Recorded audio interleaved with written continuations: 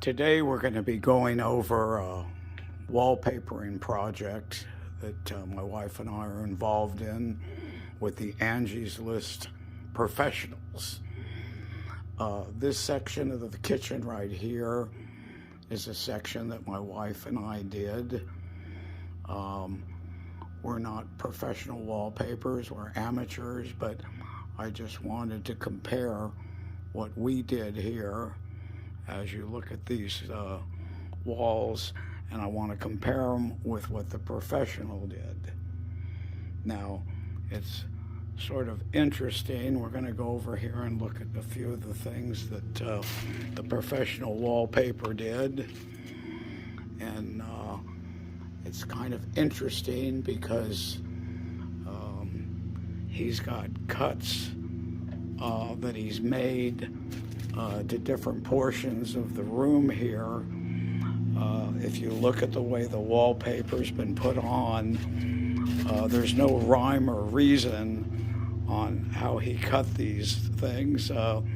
He basically, I'm going to zoom in here a little bit on this one area, he would put random cuts, like an X cut with a razor blade on the wall to, I suppose, get the bubbles or some of the imperfections out. Instead of going straight down with one piece, he would piece things together, which doesn't really look professional. The lines he would cut would be, like I said, at all different angles. The wallpaper, this is a day after he left, is now coming off the wall. And if it hadn't been that my wife attempted to put some of this back on, and she injured or re-injured her shoulder, which is the reason why we hired a professional to do this in the beginning. Also, our 3-month-old brand new carpet, which we laid down all kinds of plastic sheeting to protect.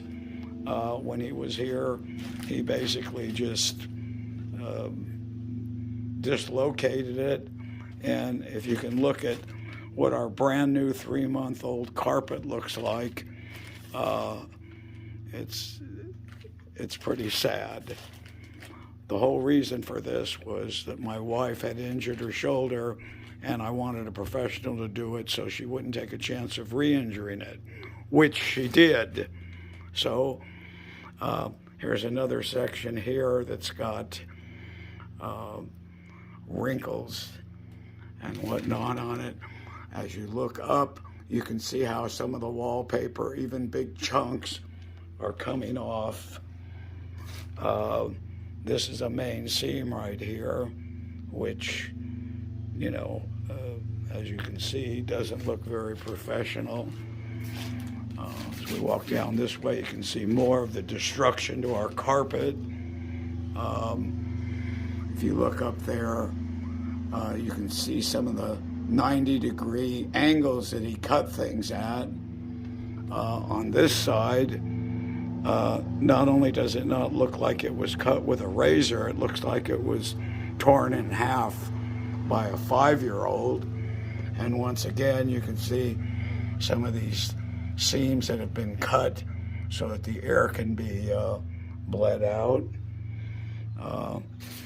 There's also big clumps of spackling, which you can see were just put on here. I don't know for what reason. When you look at this, I mean, it's a nightmare. You can see where spackling was used to piece seams together, which is unheard of. And of course, you can see more of the odd cuts and other things here.